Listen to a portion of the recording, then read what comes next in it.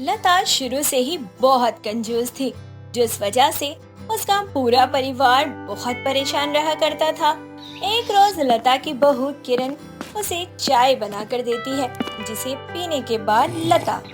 अरे बहू, राम राम। चाय बनाई है या चीनी की चाशनी? देख तो जरा कितनी मीठी है ये। लेकिन माँ जी, जैसा आपने बताया था ना, मैंने उतनी ही चीनी डाली थी। वैसे भी तुझे एक बार में तो बात समझ ही नहीं आती। अब कल से चीनी चाय बन जाने के बाद ही गिलास में आधी चम्मच चीनी डालियो। भगवान जाने इतनी कंजूसी करके कहाँ रखेंगी ये। मैंने तो अपने मायके में कभी ऐसा देखा ही नहीं है। अब खड़ी क्या है, जाकर टब में जो कपड़े पड़े हैं ना, उन्हें धो दे। और हाँ, बिना साबुन लगाए कपड़े धोना बहू। लेकिन माँ जी, कपड़े तो बिना साबुन के साफ ही नहीं होते हैं, ये तो आप जानती हैं ना। हाँ तो क्या हुआ, कौन सा हमें शादी ब्याह में जाना है जो चमकदार कपड़े पहने की? तू घर में ही तो रहना है ना, मैला कुचैला कपड़ा कुछ भी चलेगा। लता हर चीज में कंजूसी किया करती थी, लेकिन किरण तो ठहरी अमीर घर की। वो अपने कामों में कंजूसी कहाँ ही करती थी, लेकिन लता जब उसे डांटती तो वो अपनी सास पर चिल्ला दिया करती थी। देर शाम लता हॉल में बैठी टीवी देख रही होती है, तभी वहाँ विमला का आना होता है। अरे लता, क्या बात है, अंधेरे में टीवी देख रही है? हाँ, बहुत दिनों बाद तो टीवी देखने को मिला है। मन तो कर रहा था कि टीवी ना चलाऊं। देखती है बिजली का बिल कितना आता है। अरे लाइट क्यों बंद कर रखी तूने? इससे तो जला ले, शाम हो चुकी है। लता विमला के कहने पर हॉल की लाइट जलाती है और हाथ जोड़कर भगवान को याद करती है और फिर लाइट बंद कर देती है। अरे लता, क्या कर रही है? पूरे घर में तूने अंधेरा कर रखा है। तू फिर से बिजली बचाने की कोशिश कर रही है ना? इस अंधेरे में तू गिर जाएगी ना तो तेरी हड्डियां टूट जाएंगी, और वो इस उम्र में जुड़ेंगी भी नहीं। अरे ये मैं खुद के लिए थोड़ी कर रही हूँ, मैं तो अपने बच्चों के लिए कर रही हूँ। बच्चे भी नहीं समझते, और विमला तू भी नहीं समझ रही मुझे। हम मिडिल क्लास लोग हैं, कहाँ से इतना करेंगे? कंजूसी तो करनी ही पड़ेगी ना। लता की इस आदत को ना ही सिर्फ उसके घर वाले बल्कि आसपास वाले भी जानते थे। अब एक रोज रात को मोहल्ले की लाइट चली जाती है। सबके घर में मोमबत्तियां जल रही थी, लेकिन लता की बहू किरण अपनी सास से कहती है, माँ जी, लाइट आने में ना थोड़ा समय लगेगा।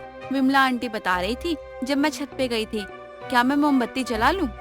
कोई जरूरत नहीं है, वैसे भी तू छत पर जा रही है और मैं विमला के दरवाजे पर बैठने जा रही हूँ।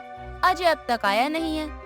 लता इतना बोलकर चली जाती है और वो अपनी बहू को घर में मोमबत्ती भी नहीं जलाने देती है। इधर लता के घर में चोर घुस जाते हैं। इसे कहते हैं दिन दहाड़े चोरी करना। अब देखो तो घर में पूरा अंधेरा है। अब तो मैं चोरी करूंगा आराम से और निकल भी जाऊंगा। इतना कहकर चोर लता के कमरे में घुस जाते हैं और कुछ देर बाद वापस भी निकल जाते हैं और जाते हुए खुद से कहते हैं, लगता है मालकिन कुछ ज्यादा ही कंजूस है। एक मोमबत्ती भी जली होती तो शायद मैं यहाँ नहीं आता। अच्छा है, बहुत अच्छा है, तू इसी तरह कंजूस बनी रहे। मैं तो कहता हूँ दुनिया की हर औरत तेरी तरह कंजूस हो, ताकि मेरे जैसे चोरों का कल्याण होता रहे। कुछ देर बाद लाइट आ जाती है और लता घर में जाती है तो देखती है कि उसके सारे घर का सामान बिखरा हुआ है। अरे बहू, कहाँ गई बहू? अरे ओ बहू, तुझे कितनी बार मना किया है मेरे कमरे में मत आया कर, और आती भी है तो मेरे सामान को हाथ मत लगाया कर।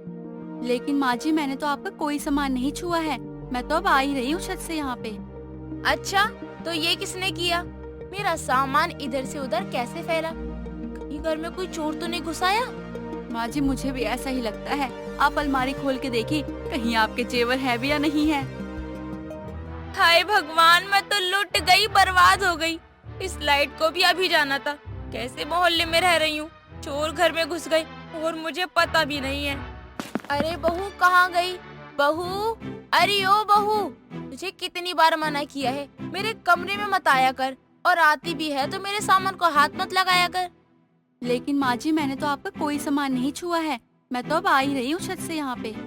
अच्छा, तो ये किसने किया? मेरा सामान इधर से उधर कैसे फैला? कहीं घर में कोई चोर तो नहीं घुसाया? माँ जी, मुझे भी ऐसा ही लगता है। आप अलमारी खोल के देखिए, कहीं आपके जेवर है भी या नहीं है। हाय भगवान, मैं तो लुट गई, बर्बाद हो गई। इस लता की कंजूसी उस पर भारी पड़ जाती है, लेकिन लता की ये आदत इतनी जल्दी कहाँ जाने वाली थी।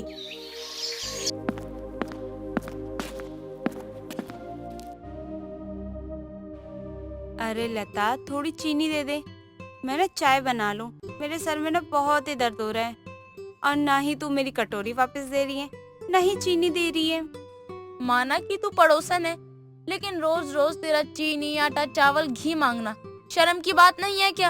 अरे लता, शर्म क्यों करूं? एक पड़ोसी दूसरे पड़ोसी के काम ही तो आता है। अब मैं ऐसी ही हूँ तो क्या ही कर सकती हूँ। लता और विमला ये बातें कर ही रही होती है कि तभी रास्ते से जा रहा एक आदमी लता के कटोरे में 10 का नोट रख देता है। अरे लता, ये कौन था जो तुझे पैसे देके गया? तू किसी को उधार तो देती नहीं है, तो तुझे ये पैसे कौन से देने आया था? अरे भाई साहब, बताते तो जाइए, ये चंदा किस लिए दे रहे हो आप? आयला, भिखारी। अरे बहन जी, आप तो दिखने में इतने अच्छे घर की लगती हो, फिर ये भीख क्यों मांग रही हो? तू भीख मांग रही है? लता, तू भीख क्यों मांग रही है?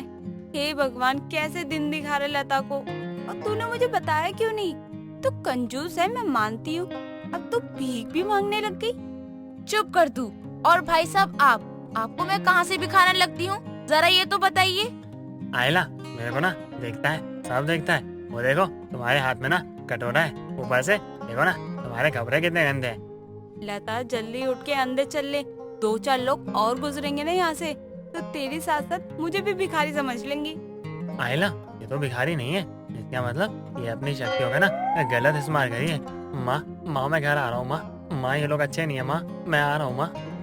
लता को ये बात बहुत बुरी लगती है, लेकिन उसकी कंजूसी की आदत से ये तो होना ही था, क्योंकि लता अपनी बहू को कपड़ों पर साबुन और सर्फ का इस्तेमाल करने ही नहीं दिया करती थी।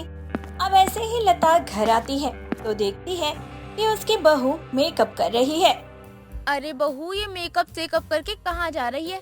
कहीं तो अपने मायके तो नहीं जा रही है? और मुझे बताया भी नहीं तूने।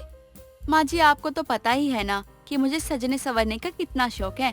और देखिए ना, मेरी लिपस्टिक भी खत्म हो गई है। आपके पास अगर कोई लिपस्टिक है तो आप मुझे दे दीजिए। 1, 2, 3 और ये 4, ये लिपस्टिक का कम है जो तुझे और चाहिए? जब तक ये रगड़ रगड़ कर खत्म ना हो जाए ना, दोबारा लिपस्टिक का नाम नहीं आना चाहिए तेरे मुंह पे बहू। माँ जी, मैं कुछ बोलती नहीं हूँ, इसका मतलब ये नहीं है कि जैसा आप मुझे बना रही हैं मैं वैसी बन जाऊँ। तू क्या कहना चाहती है कि मैं तुझे अपने जैसा बना रही हूँ? माँ जी, मुझे आपकी तरह कंजूसी करने की आदत नहीं है। अगर मैंने ऐसा किया तो मेरा तो बुरा हाल हो जाएगा। कोई भी मुझे भिखारी बोल सकता है, कोई भी घर में आकर सामान चुरा ले जा सकता है मेरा। देख बहू, तेरा कहना ठीक है, लेकिन अगर कंजूसी नहीं करेंगे तो हम खाएंगे कहाँ से? माँ जी, तो एक हद तक कंजूसी अच्छी लगती है ना, इतनी कंजूसी करनी भी नहीं चाहिए जिससे खुद की ही बर्बादी हो। लता को उसकी बहू की बातें देर से ही सही लेकिन समझ आ जाती है, क्योंकि लता की बहू ने अपनी सास की तरह कभी कंजूसी नहीं की थी और वो अच्छे से जानती थी कि हर वक्त किस तरीके से कैसे खर्चा करना है। कंजूसी करना एक अच्छी आदत है, लेकिन जरूरत से ज्यादा कंजूसी करना बर्बादी की निशानी भी बन सकता है।